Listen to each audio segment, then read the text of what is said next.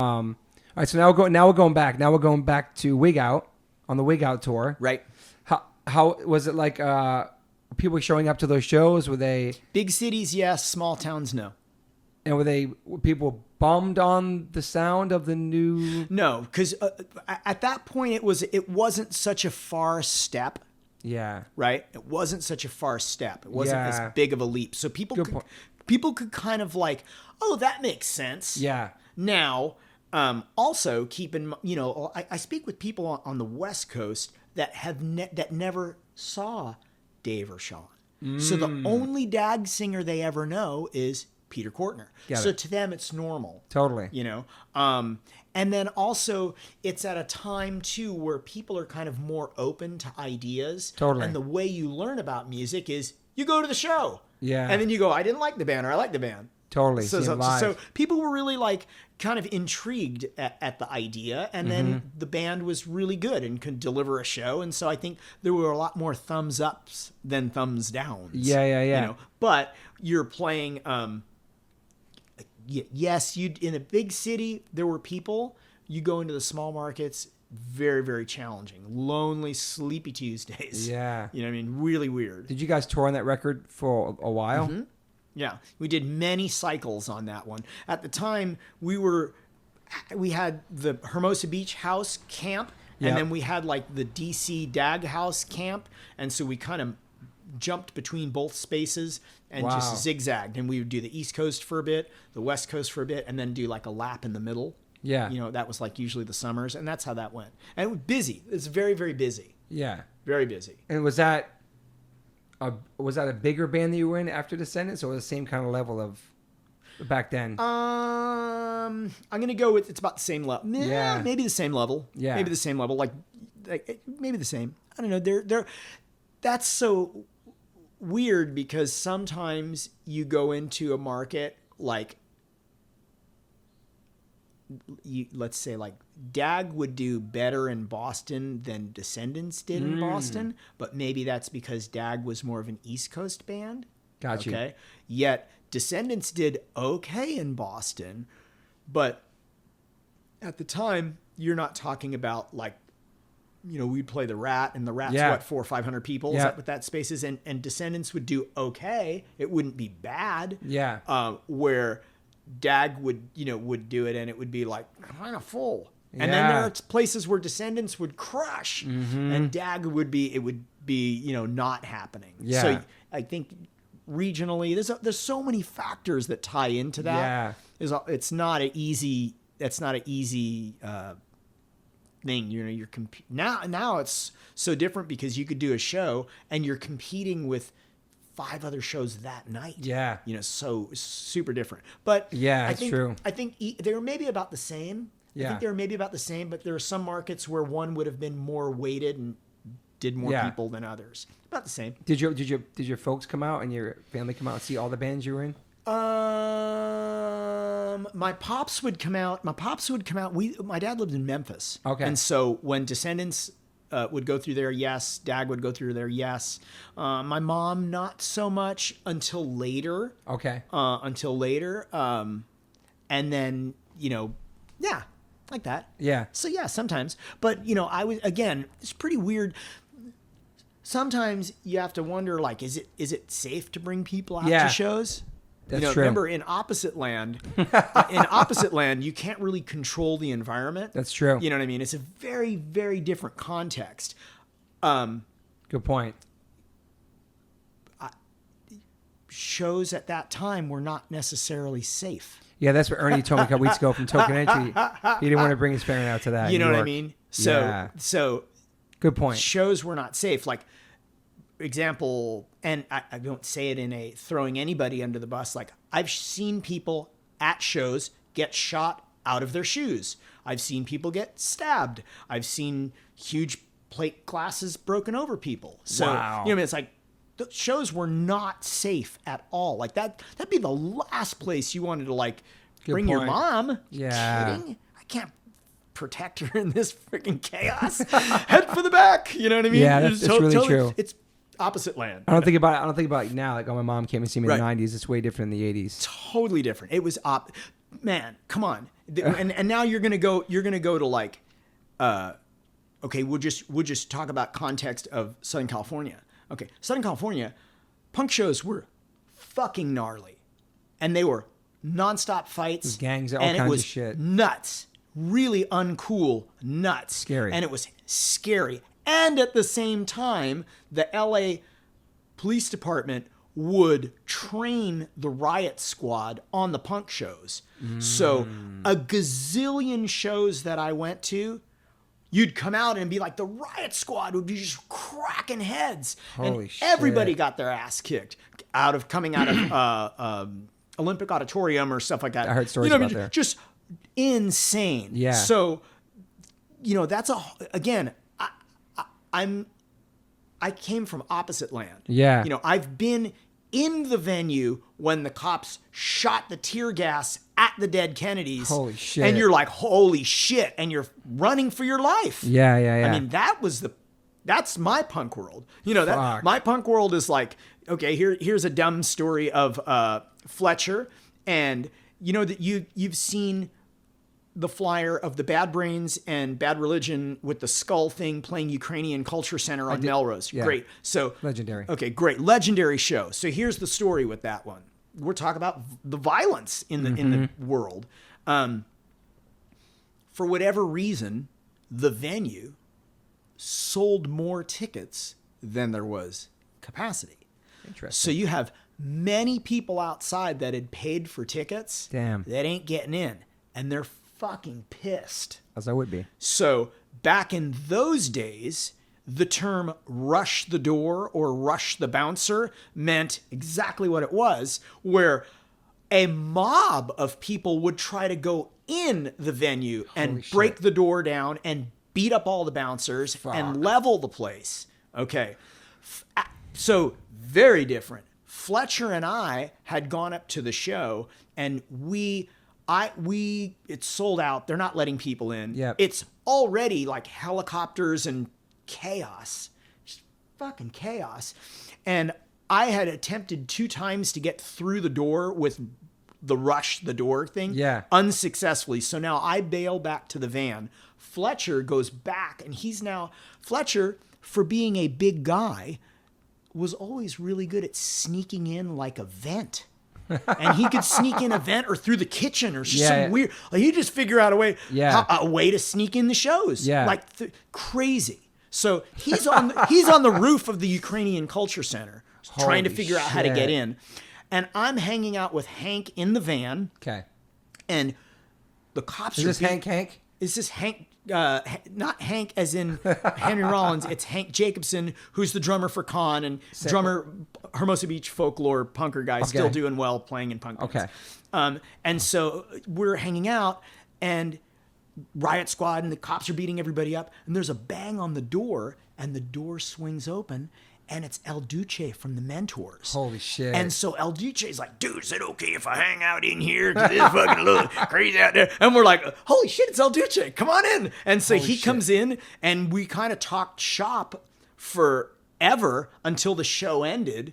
And so that show, I spent sitting in a van talking to El Duce because I was hiding from the police. Fucking amazing, man. That's like that. Crazy. True story. So anyway, going back to the show. No, I didn't bring my mom to the punk shows. No, because it was not very safe. Yeah.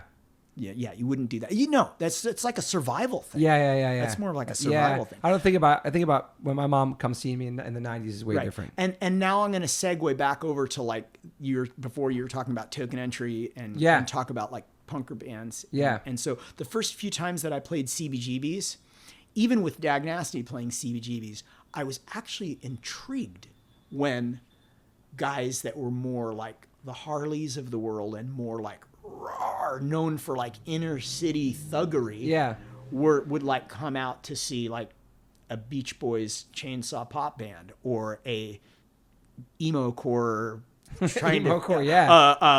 guitar jangly thing, the New York dudes love that, man. Isn't that a trip? And I was always like, wow, that's so weird, but that's really cool. And I was going to bring this up too, and now I have to bring it up. Is what Kevin Seconds told me that on the New Wind tour, everywhere was getting like a lukewarm reception until they got to the East Coast, and people loved the New One record in CBGB's, and he was kind of nervous and didn't know what to expect because he loved the East Coast, and that's where it got the best response. Interesting. The melody stuff. Yeah. No. Well, that's Pretty interesting. Maybe because they were sick of the same old. I don't know. Well, now I'm gonna go with I'm gonna do a double story here. Do it. So, I love it. I talk to you forever. Dude. So let's go.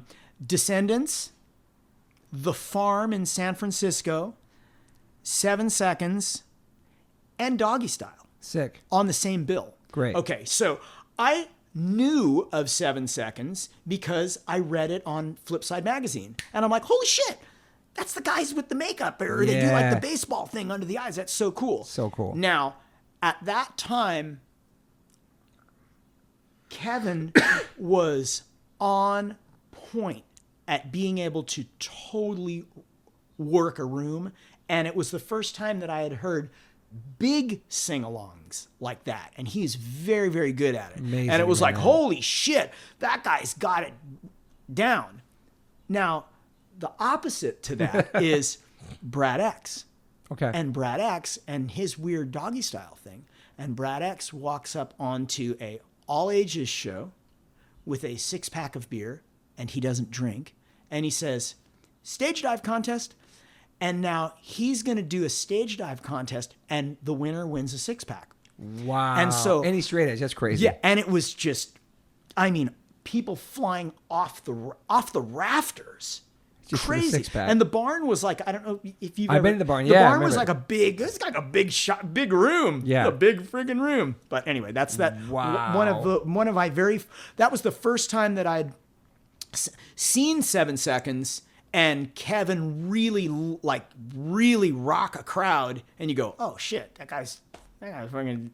Love them. He's man. the man. He's like the man. Yeah. Great sing-alongs. People so happy. You know, So posy, man. and so great, so great. And then we did later, down the timeline. Like I remember doing a show with Dag Nasty and 7 Seconds in, I want to say Tampa. Yeah. Same thing, just like phenomenal, great. Yeah. His band was phenomenal.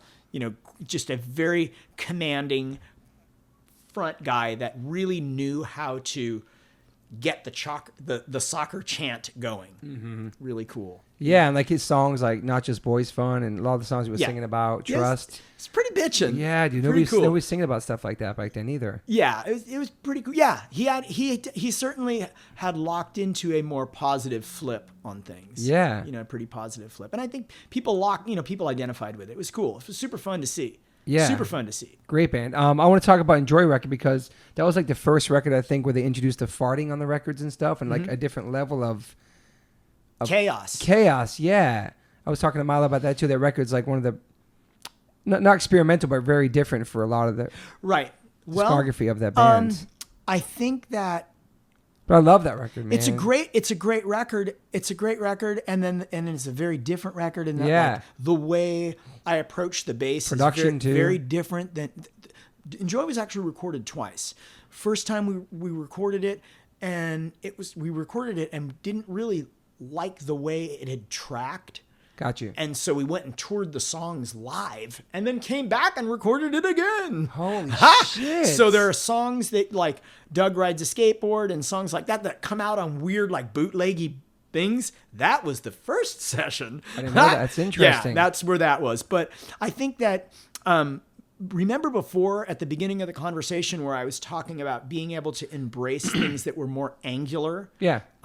Whether it's the Birthday Party or Gang of Four and I think that was maybe a little of that in that space. Okay. Also, keep in mind that there were a lot of bands at that point that were trying to figure out like, are we going to be metal? So there's that crossover thing where some of them did. Okay, here's an example. Gangrene. Yeah. You go, fuck, I fucking love the early stuff. And then there was a point where you go, wow, the second batch is like, that's pretty metal. You know what I mean? That'd be a pretty metal, metal. Was Another Wasted Night? Slapshot might be an example where it's like you see it kind of go from one thing over to more like a rock, people embracing with full horns. Yeah. And so that, I think that record was, I think the maybe SSD or DOS did that too. SSD, sure. It's right. Sure. And then New York band's trying to get more metal vibes. Right. Crossover. So back to the Descendants record. So that record, I think, was a very experimental record in that there was pop songs, things that were like, if you listen to, let's say, Sour Grapes, for example, really pulls from Rebel Yell. Super straight ahead kick and snare. Which is very different from Bill's ability to play. Like, he can play incredibly complex kick drum patterns. Yeah. And yet he's opting to now play something super straight. So that comes from like Rebel Yell. And wow, I never thought about that. It's clocking that. Wow. So I think, also there's no career in punk rock. Yep. So it doesn't matter whether you do a record about, the migration patterns of the dung beetle. Nobody cares. You're just doing your own records. It's like, you're trying different things. Yeah, experimental. And I think that was an incredibly experimental record. Yeah, super experimental record. And some of it continued to track. Like a line that they continued. Some of it they didn't want to circle back on. Some of it is, is it like smart to do those things? Even the All was really. Record was really like interesting too. The playing on that very well, you get it's interesting because interesting because you when you start to get more proficient on your instrument and you can play more complex, complicated things, is that the right approach? That's the big question. Or to stick with something and trying to figure out how to do what you do, but to keep people engaged. And not make the same record over and over again. Right, there's that. Sometimes you see guitar players, maybe let's say like a guitar prodigy person that's just, I don't know, noodling. Yeah. And for you, you're like, what is it? It's like 8 hours of guitar solos. Yet there's this niche of people that are like that. He's their guy, whether it's Adrian Belew or Robert Fripp or Yngwie Malmsteen or whatever. That's something that when you're working out a batch of songs, here's where we are right now in this time. This is what is coming out of my head, and this is what we're jamming. I'm gonna put it out. And here we go. And I love that though. That's it. That's like pure songwriting, not worried about industry. None of that. There was no industry anyway. Just putting it out. Dude, Descendants. Remember Opposite Land? Descendants aren't. Well, there's no like. Look at like. Look at Milo. Like, does Milo look like a rock guy? Does he look like fucking, some like rock dude? Yeah. No. So you're in Opposite Land. Yeah. He's a scientist. He's writing, everybody, great songwriters, great lyricists, but he's coming at it in a totally different angle. So if you're trying to like, we're going to build a big record and we're gonna be on MTV. It's like, well, you ain't gonna do it with that fucking band because those guys are crazy. They're like, they're not interested in like a uniform or dressing a certain way or whatever. It's just like, hear the songs and that. Milo's like, we were nerds. You say, whereas I was a nerd, just straight up. And I'm the first to say it's like that's true. And there were times where before practice we'd have to pick him up and he'd be working at the Plasma Center.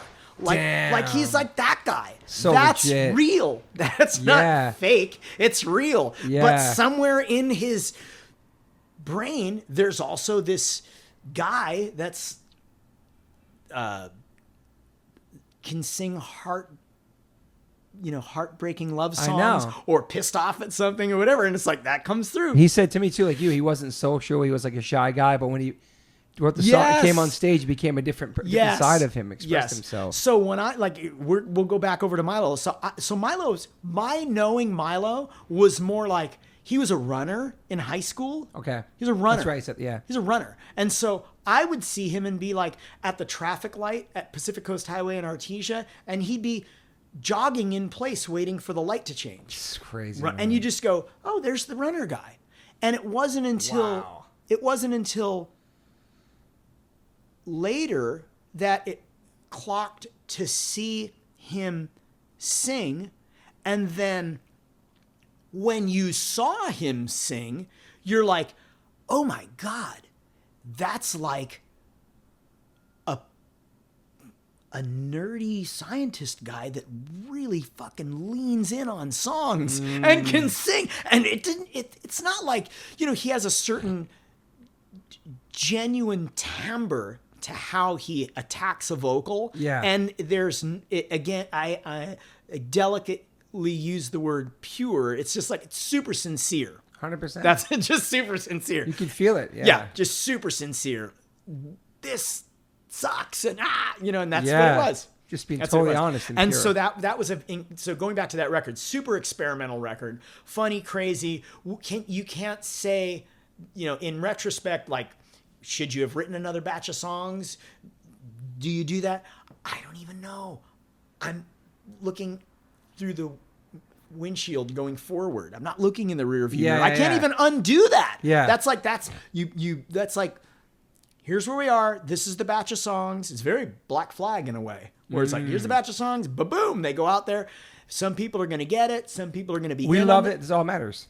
That's it. So we put some farts on there because he always was a person that had flatulence. Yeah, that's a whole nother. It's a whole nother. I think that's a whole nother world of just like.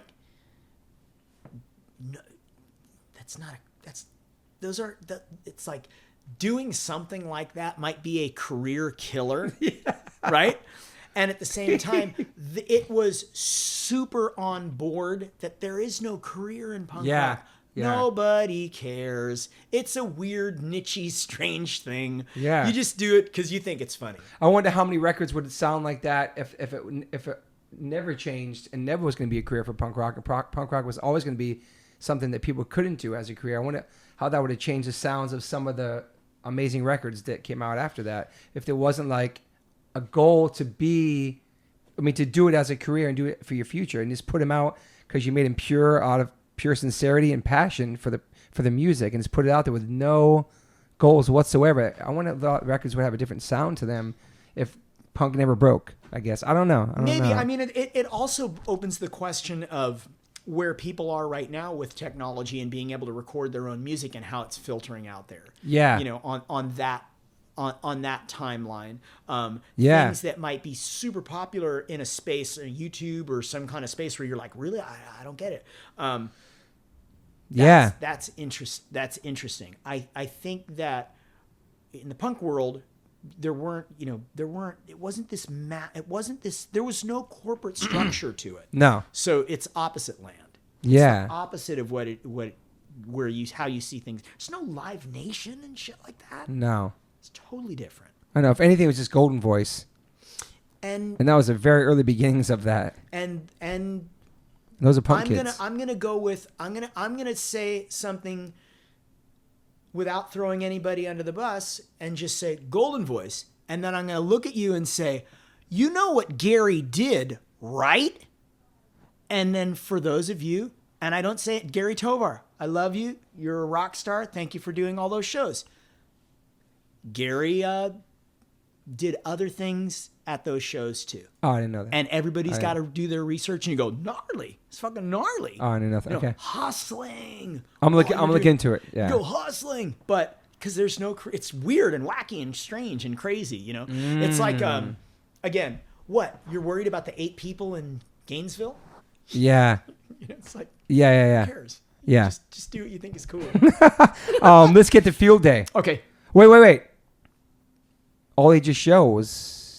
Yes. Was that before? No, it's right in that spot. Yeah, that's an incredible 7-inch, man. Insane. That's an incredible 7-inch. Insane. So, okay, so we'll and that sounds so... I guess it's more in the Wig Out tempo than it is Field Day, for sure. On that more vibe. Right. So, Do you want me to tell you how we got? Yeah, that kind of came out of nowhere for me when that first came. I was like, holy so shit. So here's where we go. So Wig Out's going, the band's touring, everything's going great. All of a sudden, Colin doesn't really want to. Oh, I'm going to backstep a little bit. Please. Remember before where I was talking about like how there's different islands and tribes of the punk rock world? Yep. The DC people hated me. They hated me because the DC people sometimes don't like to do things that are like, they do things more like Revolution Summer where it's doing shows for your friends, not to make money. Yep. So they clocked me as a guy that was almost like a carpetbagger or something. Okay. Something very, very different. So I was hated in the DC culture because I was like, he's the guy that's trying to steer Brian away from the da-da-da-da. So it's a very different world. Okay? Different world. Taking our guy away. Opposite land. Yeah. Opposite. Well, not only that, I wasn't a DC guy. Yep. So DC, and I love the DC, the music that came out of DC, but DC, it's known that its coolness is what ended up killing it. Gotcha. Meaning that they started to get the first 20 people that were into punk rock in DC, and then they only wanted to keep playing for those 20 people. Mm-hmm. But the kids in the suburbs, they were bummed. So like they were bummed that those people were coming. Okay. They didn't want to have anything to do with that. And that's so I'm from a whole different coast. Yes. Holy shit. I'm not part of their first 20 people to, I don't know, go see the Ramones or whatever. I didn't, it wasn't me. Yeah. So Wig Out is doing well. It's on Discord. It was great. Yeah. Ian did it. Don did it. They have their own unique way of recording, which is cool. Colin is going to tap out. Okay, so he's tapping out. He doesn't want to do drums anymore. Okay, so Colin Sears is tapping out. And so Dag finds themselves with no drummer. And so we're starting to figure out, well, one, how are we going to do this? And then two, what's the best way to approach it? And so we're kind of auditioning drummers, I guess, for lack of a better word. We're auditioning drummers. I'll go through this story kind of quick. So we're auditioning drummers, and we're not finding somebody that can kind of keep up with where Brian and I want to go. Yep. It's not happening. So one day Peter calls me, and he's like, Doug, I've got the guy. I'm like, what are you talking about? He's like, I got the drummer guy. Great. So he sends me, I'm going, whoa, has he been in a band? Not in a punk band. I'm like, oh, okay. He's like, trust me, he's the guy. Okay. So Peter sends me up to this house, gives me an address, sends me up to this house in Tacoma Park, which is this woody kind of area, right? And I go up in it's this big, almost like Gothic-y kind of house. I go on the front door. Nobody answers. 10 minutes go by. In my mind, I'm thinking Peter has kind of done like a prank. Okay. On me, and he's just sending me to some random house to bust my balls. God. I'm like, fucking Peter, goddamn. So, fucking Peter. So, 20 minutes goes by. Brian and I are looking at each other. Well, do we stay? Do we bounce? Who is this guy we're supposed to meet?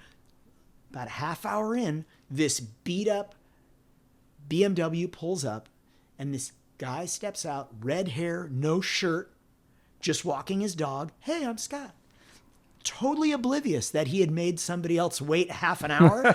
So I'm like, what an asshole. Like, you made us wait for half an hour. You're an asshole. And he's like, has a totally different, like, hey, buddy, what's going on? A lot more like that. Totally different vibe. Very tranquil. Okay. Go, great. I go, hey, Scott, I'm Doug, whatever. So I'm kind of like, this as the steam isn't coming out of my ears anymore. Yeah.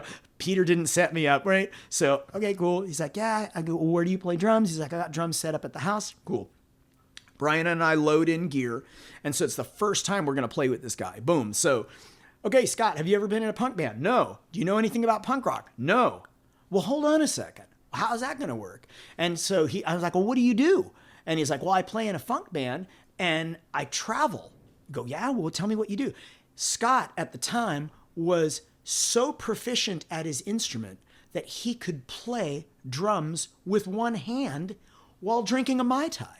And so he would be like down in the Virgin Islands playing in a dance band. And he'd sleep on the beach and hang out in the ocean. And then at night he worked. Wow. That was the guy. So I'm like, wow, kind of trippy. okay, cool. So here's what I say to him. Great. Okay, cool. Well, this gig is a punk gig. And so I don't know where you're coming from. So I say to him, I start asking him if he can play this. Can you play this beat? I tap out a beat on my chest. He can play it. Can you play this beat? I tap out a beat. And all he would do is tilt his head sideways as if his ear was getting closer to the hi-hat. And he could play anything. Damn. Anything. So I would say to him, like, oh, can you play this? Yeah. And he'd look at me and say, well, which one's the kick? And you go, that one. Which one's the snare? That one. And he'd great. And he'd lean right into it. And wow, he could play so well. And then he'd look at you and he'd laugh. He'd go, ha, that's kind of fun. Okay, so I say to him, holy shit. I'm like, dude, you're gnarly. And then here's the other thing. Scott, what else do you play? He's like, oh, I can play jazz, go-go, funk, anything. And you go, oh my God, hold on a second. And he can play like funk. Like he can play go-go. And so he's very influenced by that thing. Scott is more aligned with James Brown than he is aligned with the Bad Brains. Yeah. He's a funk guy.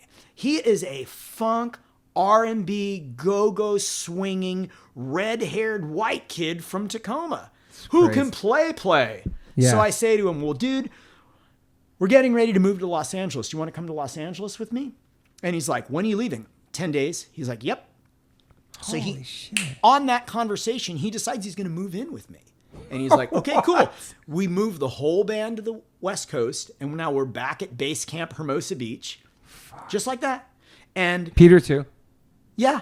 Wow. Everybody was back there at the beach, okay, at the beach house. That was the hub. And so we're writing songs.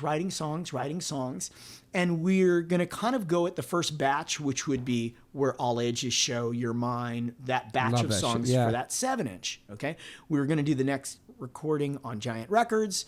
We decided that we're going to record this thing. We recorded up in Hollywood, but the recording for my ear is a little bit too polished. It's almost a little too metal the way it came out, but, and this will segue into Field Day. So we do it. Scott can crush and play anything that you could think of, he can play. Okay. Anything that you can play for him, like here. I mean, he's influenced by a whole different batch of people, which meant that our writing could go a little bit further. Yeah. So needless to say, he does the 7-inch, and that's how that 7-inch kind of comes out. And then the next batch of songs was the Field Day records. Sick. Now, the good thing was we had learned from our previous experience that recording in a really expensive studio was expensive and kind of a time waster. Totally. But I had tied it into, do you remember the band Love and Rockets? Yeah. So I remember reading an interview with Daniel Ash, and he was talking about doing a Love and Rockets record where they actually opted to go into a smaller studio where they would have more time. Yep. And I was like, oh, simple math. Okay, great. So we booked this studio called Pendragon in Redondo Beach. Okay. And it was a rehearsal studio and a recording studio, and we did pre-production for about 30-something days. Every day, band rehearsals every day, and you grinding through it, and we recorded Field Day. Field Day is done. It's even further out than, it was like, Can I Say? And then the next stretch is Wig Out. Yes. And then there's like 8 stretches, and Field Day comes out, and it's like, people hate it. What was the influences for that? Everything. Okay. Everything. So literally everything. Pop music, R&B, funk. Like, there's no career. You're in opposite land. Why not make the record you want to make? Yeah. There's what are you talking? Like, you're in opposite land. Yeah. There's like, come on, man. I could do...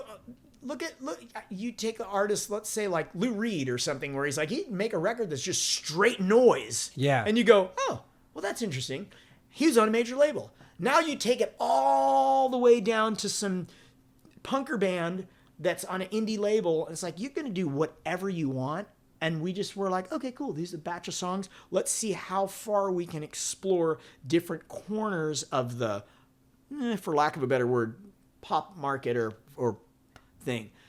When the record came out, people like Gitter, and Gitter's the first person to say, would be like, what is this? This is fucking horrible. This is like a bad REM record. He hated it.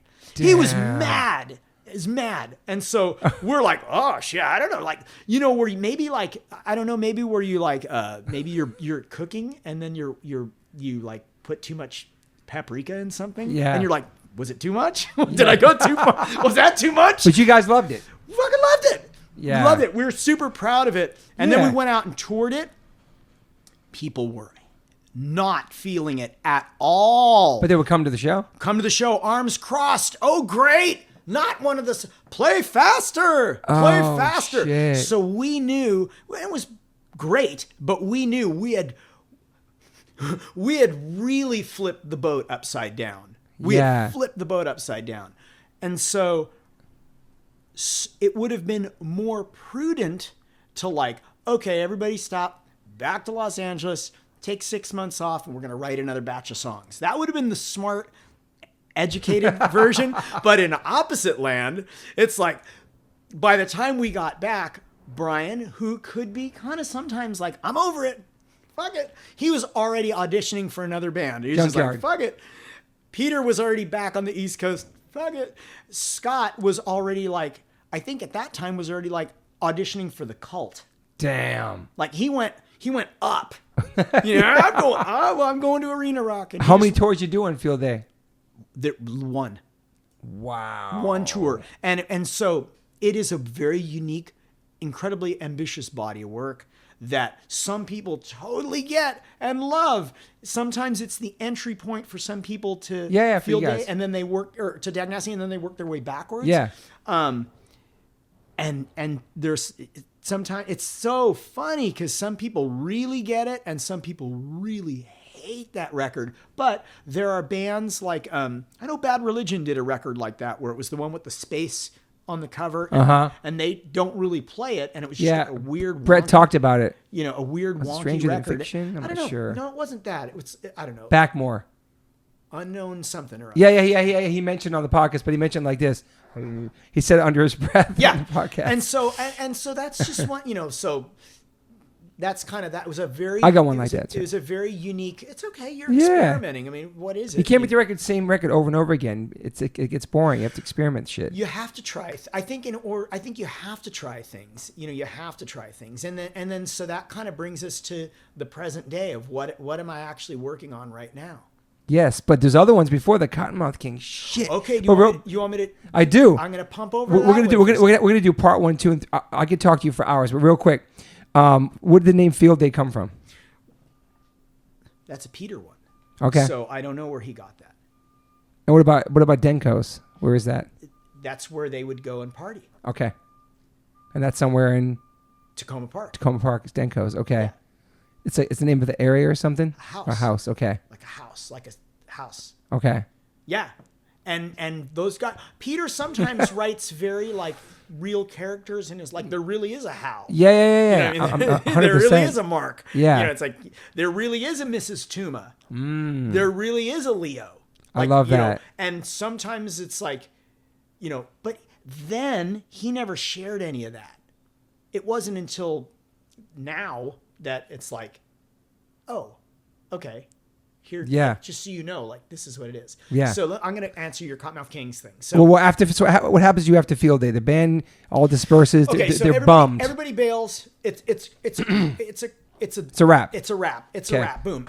Not going to be any more. Brian goes off. He's doing his thing. Was that Junkyard next? He's going off to do Junkyard. Okay. Peter's not really doing anything. Scott goes on to do his thing. Is everybody bummed? I don't know about bummed. I don't know about bummed isn't the right word. I think everybody's just, there's no career in Opposite Land. I know, but you can still be bummed that people didn't respond to it. No. Something you really loved. Nope. We never, that never even was a conversation. Okay. No way. Just, we liked the record and we thought it was kind of cool. Bummer that people didn't get it. Yeah. Whatever. Gotcha. So Brian is kind of like doing the Junkyard thing and he's back in Los Angeles. He's doing his thing. At one point, he's kind of like working at a rehearsal studio and working at a pool hall. That's his thing. Peter is off the grid, doesn't want to have anything to do with music. Done. Scott continues playing. For me, I kind of pump the brakes a little bit. I continue to do kind of studying more on how to record, like how to make better demos. Love that. So I kind of got to go down that rabbit hole. And then a couple years go by and I'm doing a couple different experimental things. And then I start this punk rock band. So remember before today where I was talking about like, okay, so I'm back in Los Angeles. It's in the early 90s and I don't really have a job. So I'm working, playing, you know, am I going to play? Am I not going to play? And I started connecting with Brad, Doggy Style. And he's now involved in the club business. Yeah. And so he's putting on kind of like funk clubs and raves and shit like that. So keep talking. I'm gonna get you some water. Right. So as he's doing the raves and stuff like that, everybody's looking for work. So that's how I really start connecting with like Rich instead. Tony from No Doubt also works at the clubs. Gwen works at the clubs. Wow. Boom, boom, boom. Well, so we're doing the club thing and everything's going fine. Whatever. Thank you for the water. Everything's going fine. And Brad says to me one day, dude, he's like, do you want to do a punk band? And I'm like, dude, I don't know. I'm like, I don't know. And he's like, well, come on, let's do a punk band. And so Brad and I, long story short, we end up doing this project called Humble Gods. Yes. Okay. So Humble Gods is two brothers. So it's Brad and his brother Spike from My Number 4, Rick and his brother Lou from Doggy Style, okay, Sick. And myself. I'm the only guy. It's 5 guys, 2 brothers, me. Do the band, indie thing. We play. We do a record on Hollywood Records. That's where I meet the ICP guys. Through Hollywood Records. So let me take a second. Random. So here's what's going on. So Humble Gods is the first band to actually tour with ICP and not get quartered off the stage. Wow. So Humble Gods is a great punk band. Fucking lightning fast, super fun, spastic. Brad's a great front What year guy. is that? 90, maybe 95? Okay. 95? Okay. 95? Anyway, so it's going great. While we're doing these punk shows, we see this band called Insane Clown Posse, which were also on Hollywood Records. Because Brad had the experience in R&B and really way more knowledgeable about rap and hip hop than I ever was. Yep. He saw what was going on with the ICP and the track acts and being able to this big show. Yeah. And there were these 2 basketball punker skater kids that used to come to Humble God shows. D-Loke and Saint. There were these 3 kids. There were 3 of them. And they are all tied into the basketball world, but kind of would come out to the punk shows. Got you. Brad knew at the end of that ICP tour, he's like, I'm going to start a rap band with those 3 kids. So he starts this project, which is kind of like a Beastie Boys meets Cheech and Chong meets skate punk. Okay. That is what Cottonmouth Kings was. And it got bigger and better and bigger and better. Shit. And I was really kind of like a peripheral guy to it because they really needed every once in a while somebody to play guitar.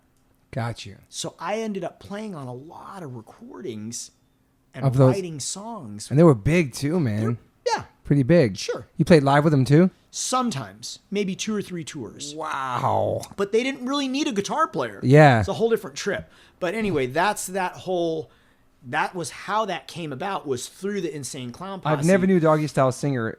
First of all, straight-ish. Second of all, was in Cottonmouth Kings. Right. It's fucking crazy. And then, well, he's definitely, like, I think by that time he was more like a weed guy than he was a straight-edge it makes guy. sense. The name of the band. He's more like a weed guy. Cottonmouth, yeah. But all of it tied together from the punk band being on Hollywood Records and then touring with ICP. Holy shit. That's that thing. So, yeah, there's that. And then what happened after Cottonmouth Kings? Like, what you doing after that? Okay, so I'm done with Cottonmouth Kings. Again, now I go really knee-deep into writing songs for film and television. Awesome. So I'm really focused on that in that space. That's amazing. And audio editing and all of that stuff, which I'm really quite capable of. Like, I'm certified in Pro Tools. And I fell backwards into that because I always wanted to make better demos. Okay. That's how I started doing it. Yeah. And so I'm quite capable of running a studio if need be. Yeah. That's just one of those things. And so there was a pretty good minute where I was only, like, I was in the bunker writing tracks, and tracks would be on,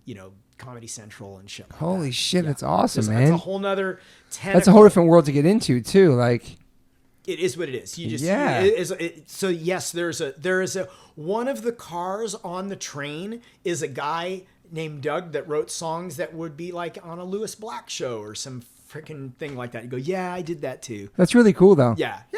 Just to hear your shit on somewhere else is not just It's on a record. Yeah. Or you see it in like a movie or something like that. You go, oh yeah, that's kind of cool. It is what it is. So how long did you do that for? A minute, easily 10 years. Holy shit. Easily. So that was your main thing you were doing. Yeah. Bread and butter was coming from like writing cues and tracks. And, did you miss touring? I really love entertaining people. Yeah. But at the same time, there wasn't anything that I would consider a viable vehicle for me to kind of be involved in. Okay. And then as the writing kind of came to a close, I'm going to go with another chapter. I love it. Cottonmouth Kings, as they were getting signed to Capitol Records, one of the deals that Brad had struck with them is he was going to do this boutique label called Suburban Noise. Oh, yeah, Suburban Noise. Holy shit. I ran because all it was an office and a phone. Holy shit. And I so know Brad that. was like, I'm going to be on the road. Can you try to figure this out? And so I was the guy that kind of did the street marketing and the grooming of the bands that were supposed to go into the Capitol system, but never went into the Capitol system. So there's another hat that I wear, which is very well versed in the independent record world. Ha! You've done every part of the music industry. And I'll continue doing it. I am a punk rock impresario. I know how to book a show, produce a show. I can be on the bandstand. I can produce the music. I can do all. I know how to do the flyers. I can do all that shit. And it's only through like being the guy that's like, I'm cheap, so I had to figure out how to do it. It's just like, oh. But it's all self-taught shit. It's learning, totally. Paying attention from day one. Totally. Everything you've been involved in. Yeah. And that's so. That's that. Like, how did I learn how to book punk shows? Kind of like watching Bill do it. You go, oh, fuck. You go, okay. And then from there, I started applying that to Dag Nasty and then just kept, But you guys had agents. Did you have booking? No, dude. It's opposite land. Wait a second. So Dag Nasty never had a booking agent? The only time we ever had somebody help us book shows was once. Other than that, I booked all the shows. Holy shit.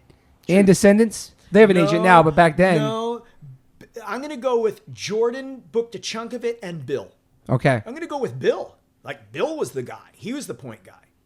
But for most of your career, the stuff you did was stuff that you were really like your bands, you booked everything. It wasn't like, like literally a punk rock man. impresario, meaning I can do the whole production. I fucking love that, man. From idea to the stage. I can do every part of it. You design stuff, design merchandise? Yeah, I could. Yeah. I could. I sometimes I feel like on that particular thing, I sometimes like to have a second opinion because I feel like I'm in a vacuum. Yeah, for sure. You know what I mean? It's hard. But you're in it. I'm quite capable in Photoshop and all those other things. Yes. So Suburban Noise, you ran that for how many years? Probably about 2.5, 3 years. And then after that? After that, I was kind of back in the post-production writing tracks world. Yeah. Writing songs for people and stuff? Yeah, doing that. It's cool. In fact, just the other day, sadly, Kim Shattuck from the Muffs had passed away. And it was like through a mutual publisher. She wanted to do What a Wonderful World, kind of more Ramones-y kind of style. And like, of course, I produced it and played guitar on it and played bass on it. Holy shit. Like, that's me. There you go. Wow. So I did that. Like, house and people would come by and you record and you jam with people or whatever. Mm-hmm. In Cottonmouth Kings land, I probably co-wrote for Suburban Noise 50, 60 songs. Holy shit. Like a lot. Yeah. And you just keep going. So always looking through the front windshield. You know what I mean? Yeah. Looking through the front windshield. And so. And then when did you become a dad? A dad. So in 2005. 2005. And so becoming a dad. So here you go. So when I became a dad, everything changed for me. Yeah. So the Doug that like would be able to drink a beer or something like that, I no longer felt like I was the guy that would be setting a good example. And so I literally have been sober 14 years. It's fucking amazing, because man. of kids. And I was like, I grew up with no dad. Mom with shitty boyfriends and stuff like that. Too. Overexposed into the I don't want to raise a kid in that world. Yeah. No way. Your dad split. Whenever we mentioned your dad split early. Yeah. Okay.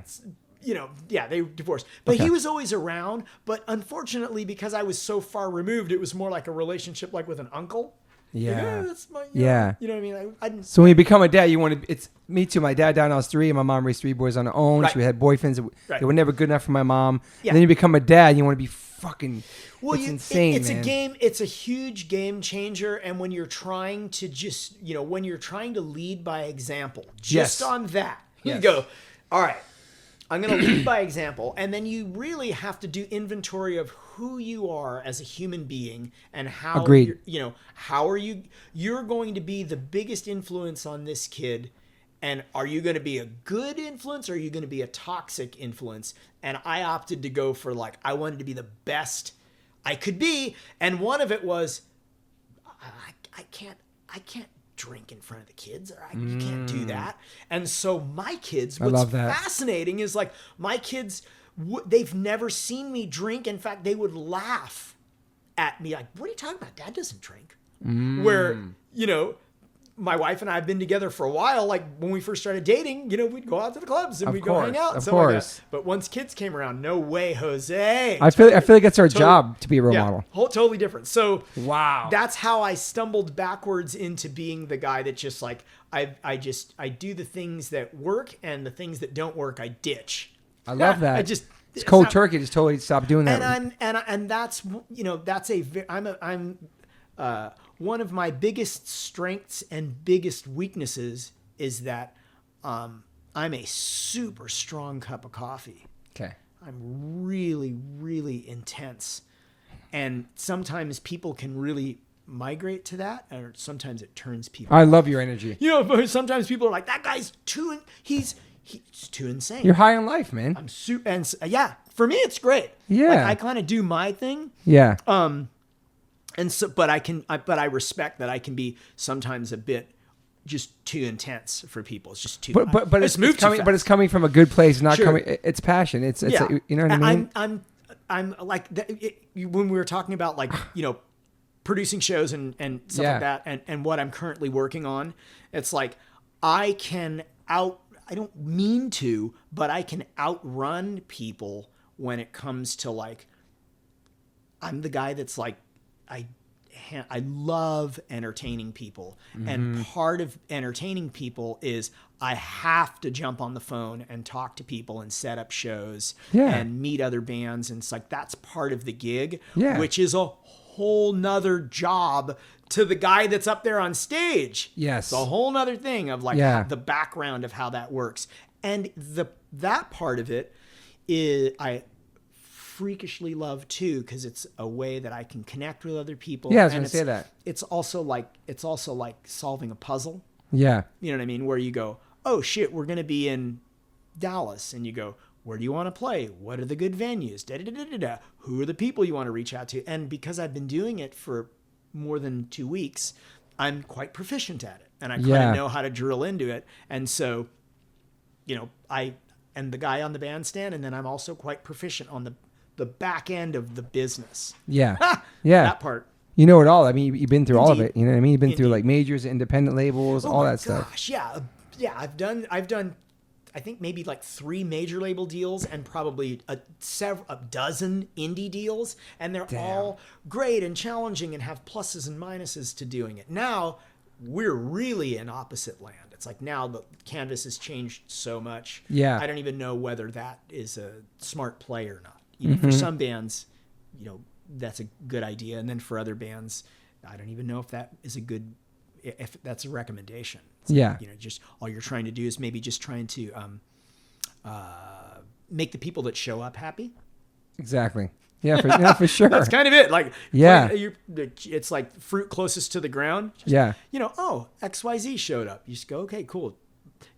With that, segueing now into field day. So here we go. I was going to ask you one more thing about being a parent. Yeah. Do you feel like you use a lot of the stuff you learned, like the punk ethics, into you're already a punk rock dad.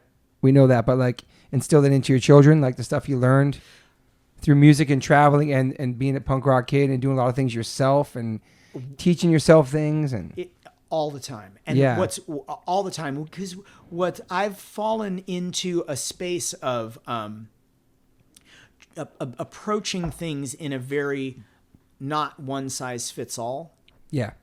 And when you can tell and you can kind of being a dad, that's a whole another can of worms. It really but it's is, like, man. You are what you're trying to do is help your kids lean ladders against buildings, and then all you got to do is just be a champion for them to climb those rungs. And you can, like, every once in a while you go, dude, that might not be the best building to climb. How about doing this one? And they're like, okay, Dad. And then you lean the ladder and they put in the effort and you go, badass, you made it to the top. So true. And you know, I didn't have that at all. Like, there was my mom didn't tell me, like, you should go to college, or my dad was nowhere around to say that. It was like, I picked up a guitar. I was like, oh shit, I'm looking through the front windshield and this guitar is like going forward. Mm-hmm. And that was it. I have a conversation with my son.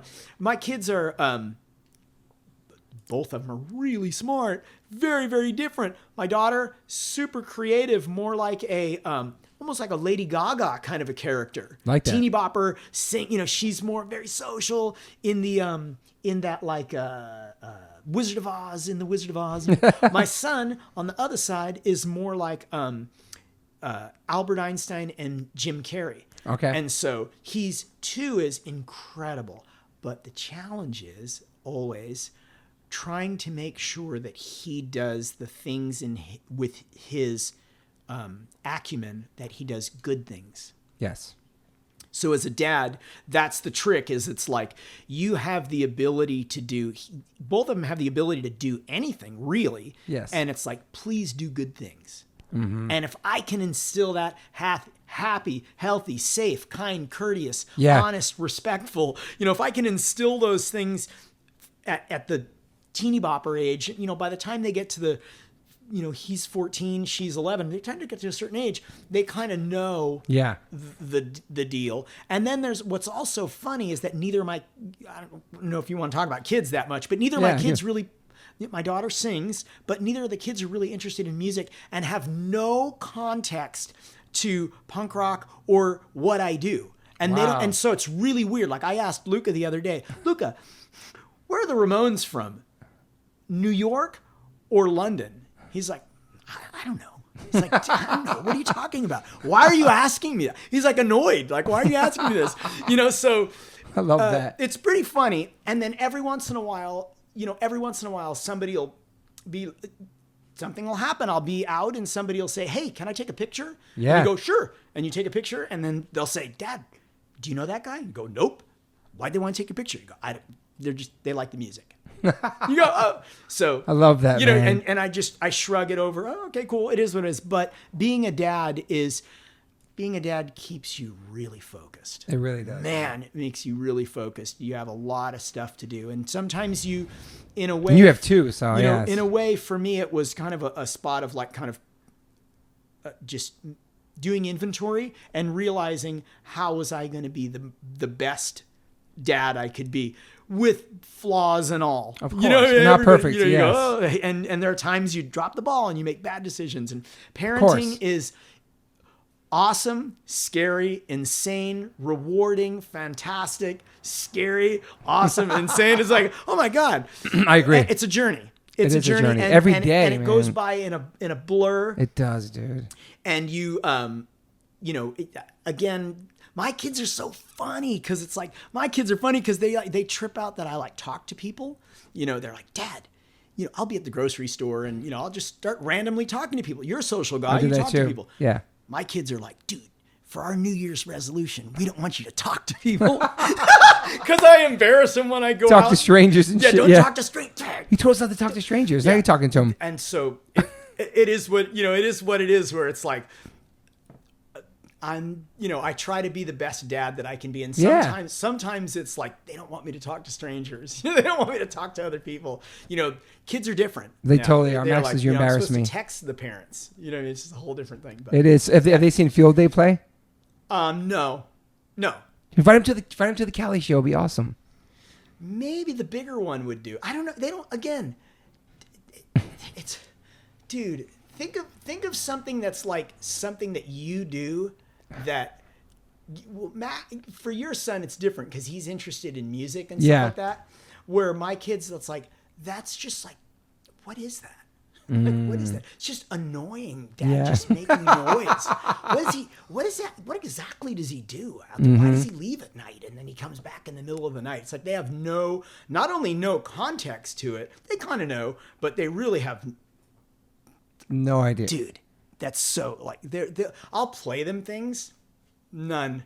So they haven't seen you play a show and people going off. They've seen that stuff. But they don't. It's like it's not about me, it's about them. And what they're more interested in is like, Just Cause came out or some video game came out or a TikTok thing or whatever. TikTok, yeah. And so the dad part of me too always has to do your best to protect them and try to lead by example. Yes.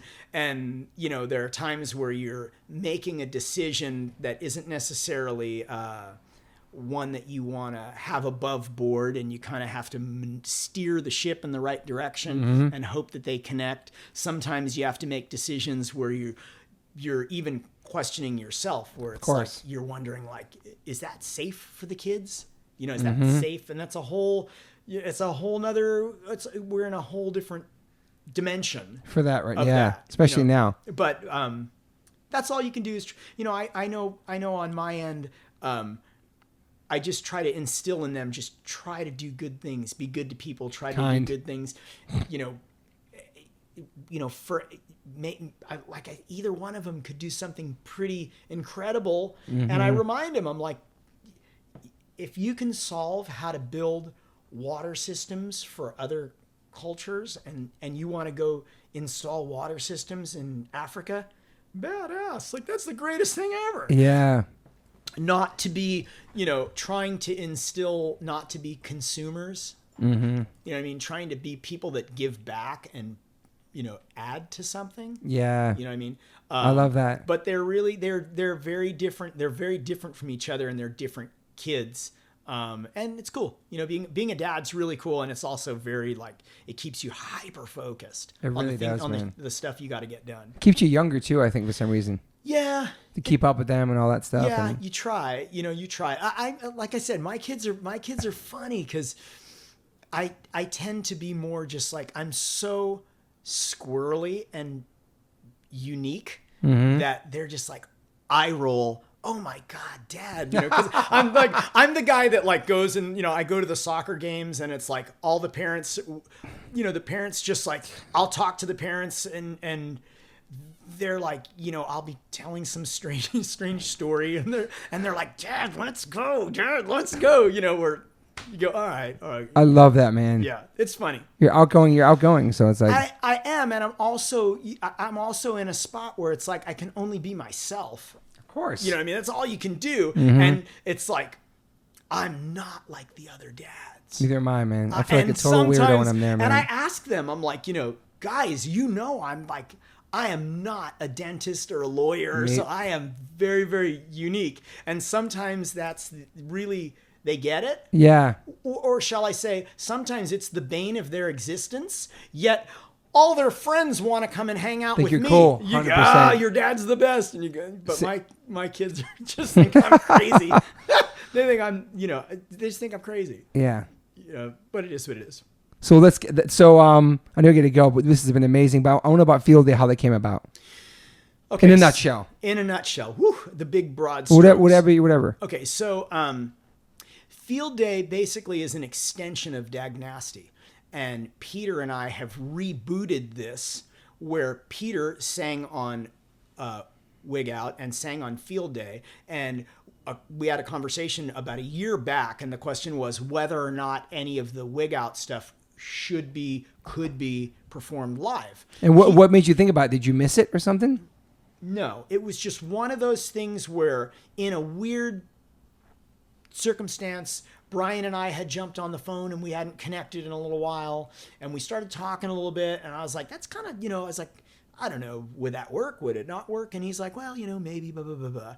Was it his idea originally to bring something back? Okay. I don't even know how the idea came about. Yeah. Probably more like, people, because it's social media and stuff like that, people are, I think this is how it happened. People ask, I probably get 2 or 3 texts or emails a week. Dude, why don't you play those songs? Dude, dude, where's Peter Kortner hiding? Dude. And so finally I was like, all right, whatever. And being the punk rock impresario, it perked my curiosity. So after a conversation with Brian and a conversation with Peter,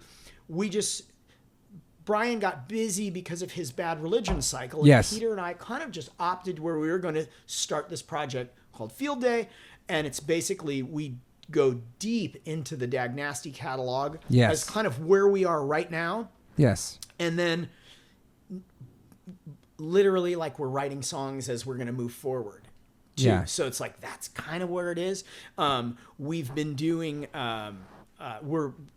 the motto in Field Day is be humble and don't suck.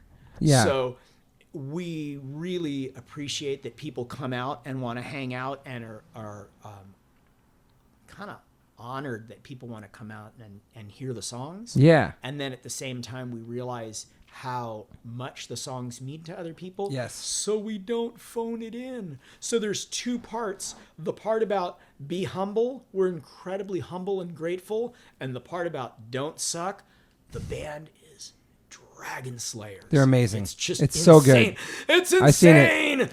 It's insane. And I was in the first band, so it's like I know. Yeah. And that's part of it is a little bit of okay, if you're gonna open that door, you better deliver the goods because there's gonna be people that are they're not sure or haters. You're skeptical, and you have to really over deliver.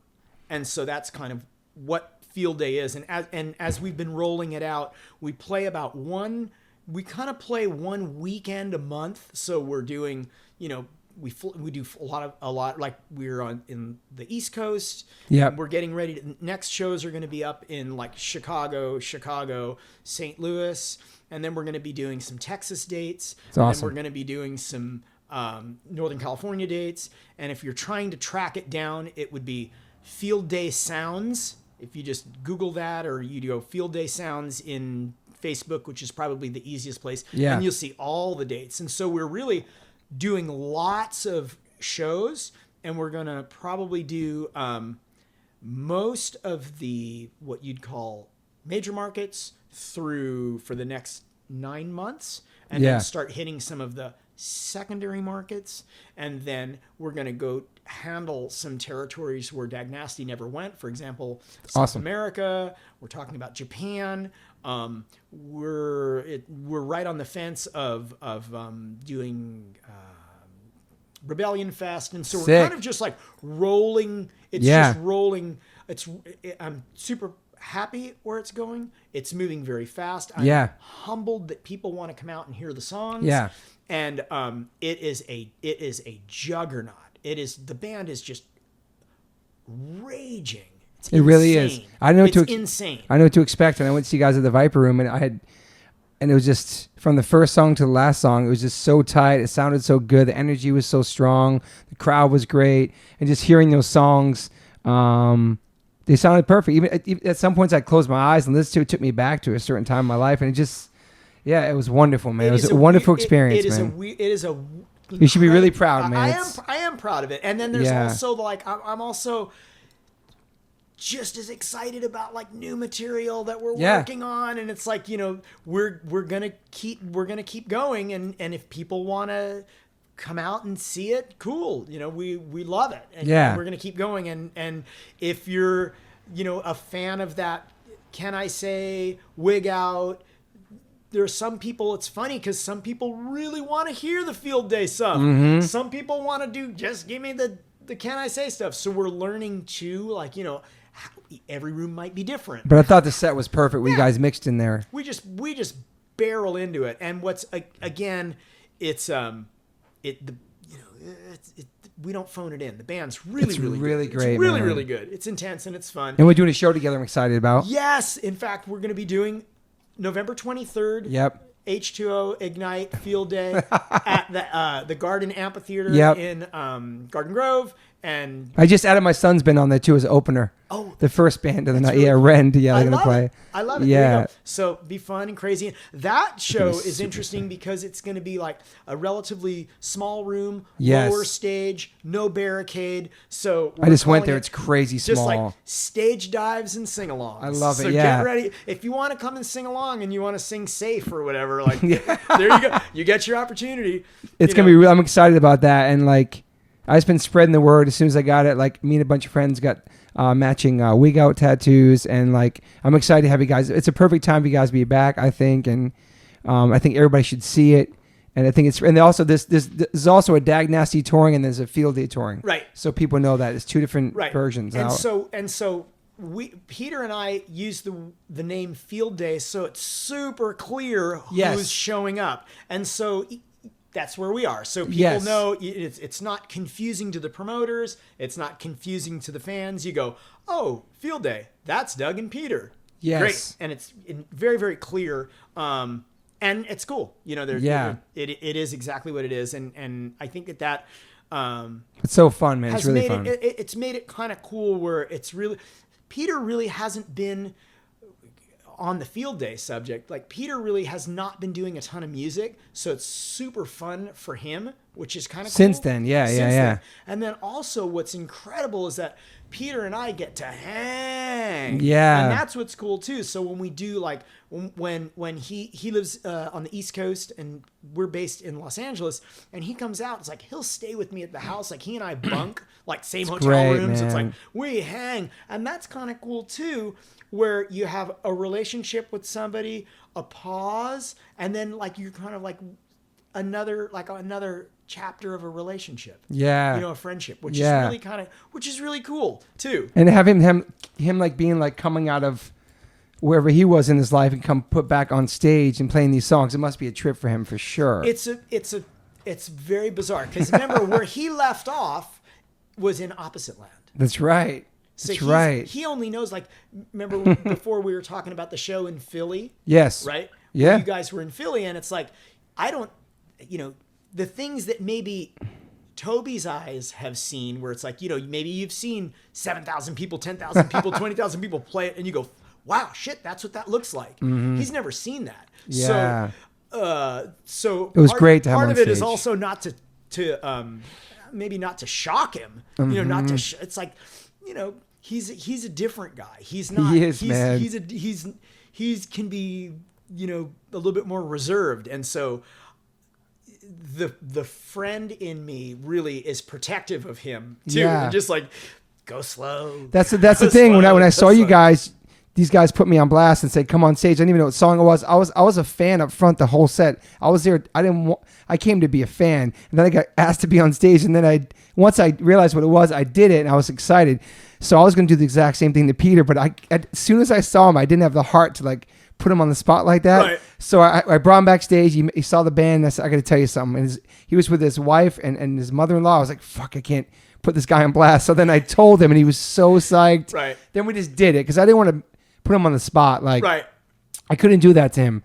But he came on stage and it was a great crowd. And it was a wonderful moment. My whole band's still like talking about it. I never thought in a million years we'd be doing a Dag Nasty cover with him on stage with us in 2019. I never would have thought that too. That's even weirder because every time I checked in with him, Peter and I never had one conversation in decades where we talked about Dag Nasty and doing it. Damn. Never, he was clearly not talking about doing music.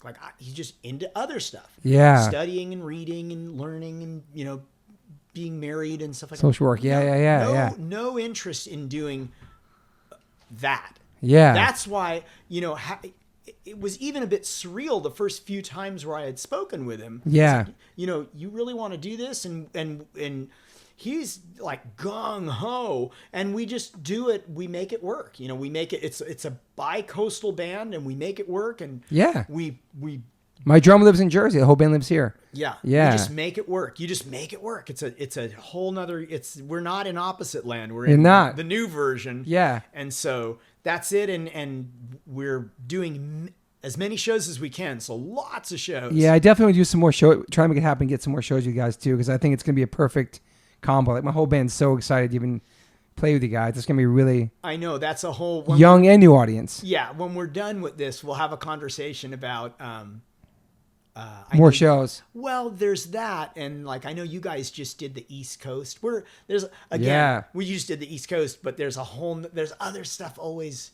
I want to connect you with my South American person too in Japan, and one of my good friends, a really important name in Japan, just emailed me 2 days ago, and now it makes sense that you're talking from Japan, and asked me how great we got. I would say, how do they sound live? I said it was incredible. He's my friend Hikaru from Bounty Hunter. He's a big toy maker, but a DJ there. Really good friends of Rancy. He's a big, powerful person in the scene. He just asked me questions 2 days ago about Field Day. So that makes sense now. Yeah. Whoever you're talking to over there checking in and stuff, I was like, yeah, it was fucking awesome. It was awesome. And also, like, what's great about Field Day, too, is it's very, it's what I would call like a family band in that, like, anybody that wants to come and bring their wives or whatever, that's mellow. The booking part, it's not really like agents and stuff like that. It's pretty punk rock. It is. You do it all. It's pretty punk rock. Yeah. And that's what's sometimes is a little bit trippy too, is that people, they're like, you're like, dude, you booked the band? I go, yeah. Yeah. I go, yeah. And so it's kind of fun too. But it's so, in a way, it's so DIY. It really is. It's so DIY. And it's working though. And it's wild. In 2019 too. It's wild. And then we're just, as we go through, probably as weird as it sounds, like I'm already looking down toward like I love that. Florida and doing Florida in March. And, we're already pretty far down the line. I was telling Jim from Pennywise too about the shows I saw too. Yeah. So it's insane. And, come and do a sing along. Like, I know, I love it. Come and sing along. And I love it because the vibe that I went to was like an older crowd, but everybody's just singing along and everybody's smiling. It's like nobody's really dancing. We're like just like rocking out together. It's a trip. It's really it's a trip because it's a bit of a it's a trip because it's a bit of a time warp. Yeah. On one hand, and then on the other hand, it's like people are a little bit in shock.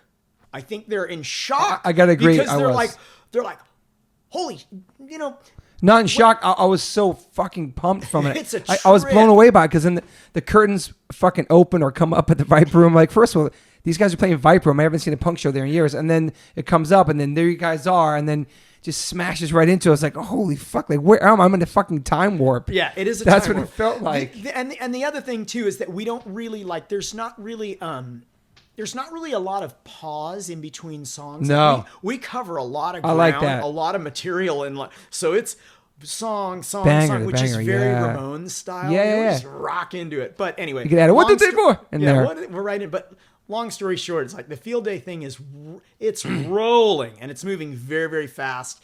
And we're come out. You guys are having fun. If you're in Chicago, we're going to be up that way. If you're in Florida, we're going to be there. If you're in Phoenix, we're going to be there. So just do the internet thing and you'll find it and come out and hang. And that's the other thing too. Don't be shy. Yeah. Like sometimes people are a little bit, there's no need to be weirded out. Like come say hello and take a picture. And it's like, it's the most user friendly group. Like crew. Yeah, but I think it was surreal for some people because they never seen those songs be played before, Field Day or Wig Out, and seen Peter in there. You know what I mean? Like you've been in other bands, but he's been like so off the grid. Well, not only that, but there's this. I'll give you a dumb story. So we were doing rehearsals here in Los Angeles, and myself and Peter and Mark were kind of working out songs, and Peter and I were singing kind of like a duet thing, and we're playing, and we're singing, and Mark stops. And he's like, holy shit. He's like, I cannot believe the sound that the two of you make, because the only context he's had is listening to Trouble Is from a recording. Yeah. And when Peter and I are 3 feet away from him and go, no, we can sing it acoustically. You want to hear it? Fuck. And he's like, holy shit. So it's really like, there's a certain, I wouldn't say that I'm the best vocalist in the world, nor would Peter ever say he's the best vocalist. But when we sing in unison, together, there's a certain sound. Yep. And that's very, it's a bit of a time warp. Yeah. It kind of trips people out. Really, and we can kind of do it. It sounds perfect. Like, yeah. I can't stress enough that everybody has to see it. And I think you guys could fit on a lot of different types of bills too in this time, you know. Well, what I mean? That's another one too, where it's like we're open to ideas. We don't have just a one size fits all thing. No, for sure. There's some, we're just gonna keep playing and see where the journey takes us. Yeah, that's all we can really do. Yeah, just, you go, oh wow, okay, let's. But you'd be surprised at the impact of Dag Nasty. I went and saw The Cure a couple months ago, my wife, and Deftones, and I never met Mike Dirt in my life, and he came up to me. I was wearing the Dag Nasty shirt he gave me, and he just came out and goes, that record is so perfect. He's like, there's songs that people make, and they just hit it out the ballpark. He said some shit. He's like, every song on that record. He's like, I love that band. I was like, oh, nice to meet you. And then the other night when I saw Angels and Airwaves, I went backstage just talking to Tom DeLonge, and he's blasting, and I shot a video of it and just showed it to you before the podcast, blasting Wig Out and Descendants backstage in this huge room full of all these people, and it's just coming out of his room. I said, dude, they're playing shows again? He goes, what? And I told him about the Field Day lineup and all this shit. Like, it's just the impact of those records to you. You just made those songs with your friends. You played. You did the tours. There was no career and there's no future in it. But the impact, 2019, people are still loving it and listening to it. And it's a big inspiration. It's awesome, man. Thank you. And it's really wonderful. It's one of those things where it boggles my mind too. I think now people have had a moment to kind of live with it. Yeah. And then they're off doing new bands and stuff like that. But it stays a soundtrack in people's lives. And like I said, when I got to your show, it just brings back all these memories. It was almost like a surreal moment. I'm like, I can't believe I'm standing here and hearing this shit in 2019, and it sounds better than the records. It's a trip. It's a trip, and we're, like I said, we're humbled by it. Yeah, and we don't phone it in. The band is very, very good. Like, we play. Yeah, if you want to hear the songs, we can play them faster than the recordings. Like, it's like we shed. We shed and we rehearse quite a bit. You can behind tell. the scenes. You can tell. And the energy's there, and then and you guys all look great too. Yeah, thank you. You guys are aging really well, man. Everybody, we just have, it's fun. It's some of the. It's super fun and it's great. It's like maybe like a triangle. It's like there's you, there's the audience, and then there's this common denominator of this song that maybe meant a lot to them, and they heard 1 billion times. And even when you look at, let's say, like Wig Out and the time period, there's not really a lot of photos, so you really have the opportunity to create your own image of what you think these people look like. Peter's so fucking tall. I didn't realize it. And you go, oh wow, and then to be able to replicate that and to emotionally strike a chord with people it's great. It's humbling. It's fun. We love it. People say, what's the best thing in the world? People come and they get to sing their favorite Dag Nasty songs. I know, it's fucking crazy, man. It's the greatest thing in the world. 30 years later or some shit. Insane. It's fucking crazy. So we covered a lot of things. Usually some of my key questions, I already know the question to this is that, are you an optimist or a pessimist? You are a very positive person, so I know the answer to that question. Come on now. Your energy, just everything about it, it's infectious, and I love that about you. Daily rituals, I pretty much figured that out. You're a coffee guy. You're a dad. When you're home, you do your music, you do the managing, you book the shows, and you're also hands-on. You balance your family really well. Regrets? Any regrets in your life? That's a hard one. Some people say no. Some people I don't know. I guess there might be some regrets. Well, you know what? I think that when you make mistakes, when you learn from them, then it's maybe not the best decision at the time, but you've taken something from it. Yeah. And so I couldn't regret, because you get a little kernel of, information of like, hey, dumbass, don't do that. So I would say there's plenty of things I'm proud of and things that maybe you're not proud of, but you kind of had to do that. So then you can take inventory and say, and that's not how to do it. Yeah. You know, so I don't know, you know, I'm not really a regret would be if you're doing something over and over and keep fucking up and not learning from your mistakes. Mm-hmm. That's a regret. Yeah. But when you're doing things and trying to evolve as a person and be the best you and get better and learn. Yeah. I mean, come on, you know, when you're not 25, wink, wink, don't be a dumbass. Yeah. Try to be a positive influence on people. Try to affect people in a positive way. Yeah. Try to do the things that are working, and the things that aren't working, you ditch and avoid. Yeah. Even when you talk about like temperament, stuff like that, you know, I mean, I could be a very strong cup of coffee, and it takes it takes a lot of reflection to know how to handle situations. Yeah, sure. Sometimes you handle a situation the wrong way, and then a few years later you go, oh, I've been here before. Yes. And this is how I'm going to handle it again. And so maybe those regrets are opportunities to grow. Yeah, I like that. Maybe. Yeah. And you have any daily rituals? Do you work out? Do you yoga? Anything like that? I don't really do that. I kind of do a little. You're in good shape, though. I'm okay. You know, I'm okay. I'm a longtime vegetarian. I fell into being a vegetarian because I started getting migraine headaches when I was in my early 20s. Wow. And I read a few books, and I identified that for my body, it doesn't like processed things and meat and the hormones that they You were ahead of the curve with that shit. And I was way ahead of the curve. In tune with your body. Which is maybe why I look younger than I actually am. You know what I mean? You go, wow, how old are you? You look really young. I look really young. And you got a good hairline, too. Yeah, thank you. And also, you know, also the thing is like, I've always kind of been on the younger side of the curve anyway. Like you have a young energy. I love that. And so that's a little bit one of those things where daily habit. Do we ever really grow up, though? Did I? No, do we ever? No, I'm a big kid, too, man. No, growing up's I think you get more responsibilities, but you learn how to adapt. Totally. With your spazziness. Totally. And just, trying to do what you, I don't know what you do. Would I, I know that I just simply have become at peace with the fact that I'm very different. Yeah. You go, it is what it is. You try to do, try to do the good things and just keep blasting forward. I think we're all different, and that's why we ended up being part of the music we're a part of and the scene we're a part of. You know what I mean?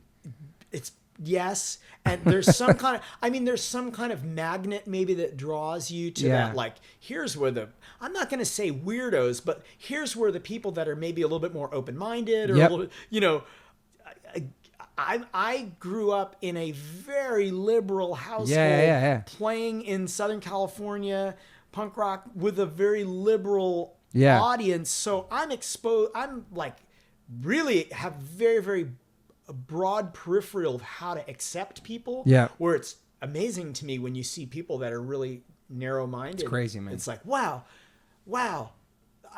Did I grow up in a bubble? Or it's almost hard for me to identify. It's hard for me to put myself in those shoes. Yeah. Because I have such different context. Yeah. To growing up in Southern California and growing up in punk rock in Southern California. Yeah. There's all different ways of doing it. But you got that fucking Queens or that Queens roots too. It's true. What part of Queens you're in? Forest Hills. Oh shit. Forest Hills Hospital. That's I was fucking born awesome. in a Forest Hills Hospital. Damn. True story. There's a lot of people from Forest. That's amazing. I mean, it's true. I didn't know about that about you at all, man. I love that. That's like your New York fucking.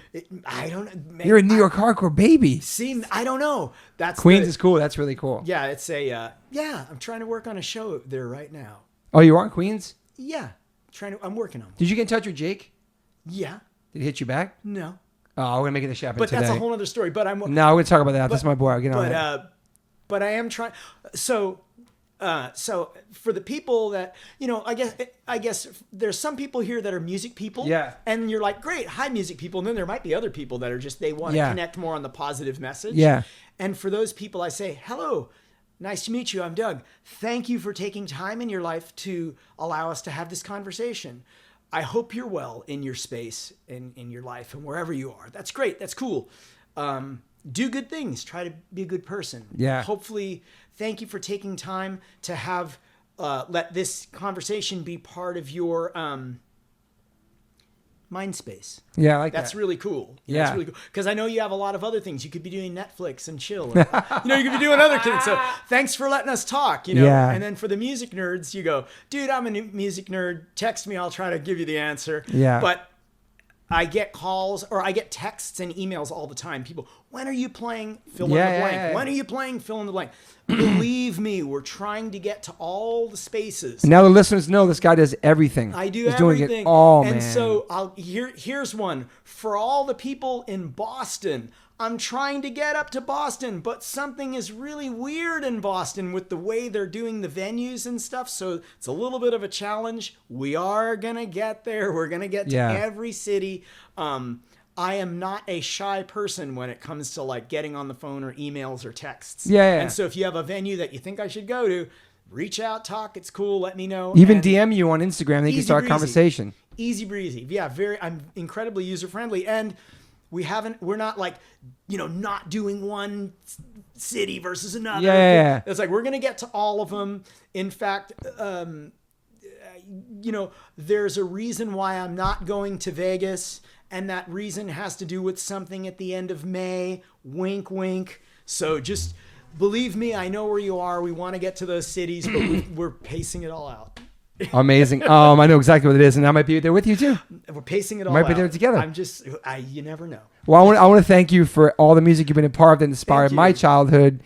I have several tattoos of the bands you've been in. The Sour Grapes thing blew me away too. It's one of my favorite songs. The fact that you're part of that, I thank you for that. Thank you. And all the music, all that you contributed to the world, everything you've done for music and continue to do.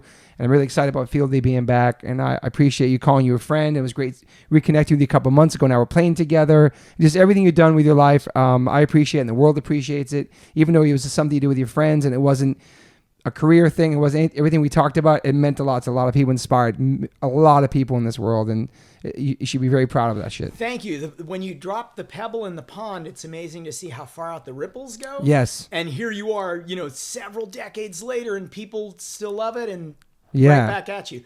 Thank you to the people who took a chance and was like, oh, wow, that looks like a weird record. Let's listen to Dag Nasty. Or, oh, wow, let's listen. So thank you to the people for being open-minded and supporting live music. Support live music. Yes. Live music. It's, people want to entertain you, and those who still go out and buy tickets to shows and stuff like that. Thank you. That's huge. It's crazy. We're in a world, the restaurant world is going to change. Ladies and gentlemen, the restaurant world is going to change because less people want to go out and they want food brought into them. Uber Eats. Where, I think you and I doing a living room show might be a little bit of a challenge. Yeah. So you got to come to the club if you want to. No, it's true. But there you go. I think people always want to see live bands and they always want to go out and experience that. I think that's one thing that's hopefully still sacred, that people go out and see bands and want to support, get the energy, I think that's really important. You can't get that off of YouTube, and you can't get that off television. It's something that's, something special. Absolutely. Sweating with the band and shit. So there you go. All right, so guys, November 23rd, Field Day, Ignite, H2O in Orange County at the Living Room, a very small venue, no barricades, small ass stage. It's gonna be fucking awesome. Whoa. Yeah, be there. And then check out the Field Day Sounds for all their dates. Yes. That's the easiest way. Anywhere, I'd say Facebook is probably the most common denominator. So in Facebook, Field Day Sounds, that's how you can reach the band, see the dates. This was 3 hours. It's so fucking awesome. Was it really? We're gonna do part 1 and part 2. It's awesome. The gift of gab. I could talk to this dude all day long. It was really awesome, man. So many great stories. We're gonna stop recording and then continue talking. This coffee fucked me up. Thank you so much, Doug. I appreciate it. All right, I'll talk to you. Okay, bye.